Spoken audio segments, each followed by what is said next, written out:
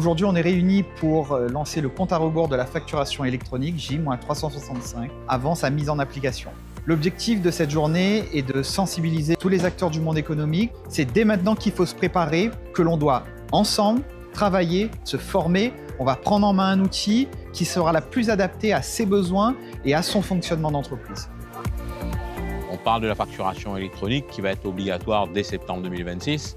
Donc le but là, c'est de commencer à expliquer un petit peu la démarche de la facturation électronique et surtout voir quel est l'accompagnement que nous allons mettre en place pour faire en sorte que toutes les entreprises puissent être prêtes à la date fatidique.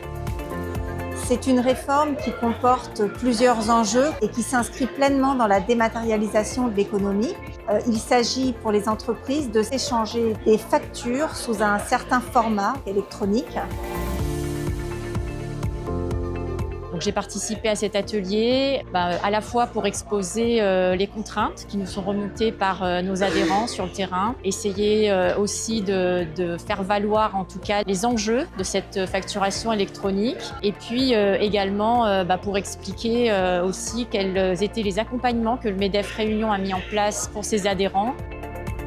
C'est important pour nous, comme pour les experts comptables, de nous assurer que nos clients, qui sont des clients communs, in fine, aient bien le bon niveau de sensibilisation, le bon niveau d'information pour pouvoir passer à l'action et répondre, bien évidemment, à cette obligation réglementaire.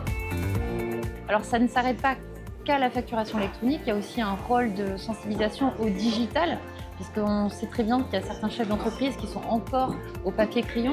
Donc l'idée, c'est vraiment de les accompagner sur l'appropriation de l'outil digital pour justement après atteindre la facturation électronique. On souhaite vraiment pouvoir les accompagner avec efficience tout au long de ce parcours de facturation électronique. Et puis on souhaite aussi que les différentes collectivités puissent aussi accompagner les entreprises réunionnaises dans cette étape décisive. Les questions sont nombreuses autour de cette facturation électronique. Comment je vais l'intégrer dans mon organisation? Combien elle va me coûter? Et laquelle je vais choisir? On a une année devant nous pour mettre en œuvre un certain nombre d'événements et d'actions sur le territoire pour accompagner et informer les chefs d'entreprise. Et à toutes les questions auxquelles vous vous posez, vous pouvez vous adresser à votre expert comptable qui vous apportera les éléments nécessaires.